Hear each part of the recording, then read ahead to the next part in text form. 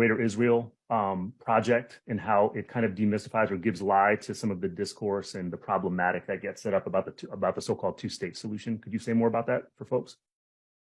Well, there's the usual debate in the United States, Israel, and elsewhere is between a two-state settlement and a one-state settlement. The debate is pretty much beside the point because it is overlooking a third alternative, which is the one that is being implemented. It's not abstract. That's Greater Israel. Greater Israel is what we've been describing. Take over the Syrian Golan Heights, vastly expanded Jerusalem, settlements to the east, infrastructure, take over the Jordan Valley, third of the arable land, everything's enclosed. The major Palestinian population concentrations just ignore. We don't want them because it has to be a majority Jewish state.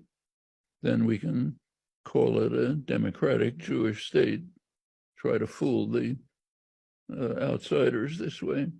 So Nablus is outside, Tulkarm is outside. Refugee camps like Jenin are under brutal military attack constantly. Scattered settlements of Palestinians, about 160 of them surrounded by Israeli troops, which sometimes randomly will allow a Palestinian farmer to go out and water his crops, tend his cattle, but basically saying, get out of here, you don't belong. That's Greater Israel. It's being constructed before our eyes with total U.S. support. You and I pay the taxes for it. We're doing it. You can blame Israel if you like, but you can also look in a mirror. We don't have to pay that. In fact, U.S. aid to Israel is technically illegal under U.S. law. There's Palestinian solidarity groups should be pressing this issue, and it's finally beginning to come into the public eye. But that's Greater Israel.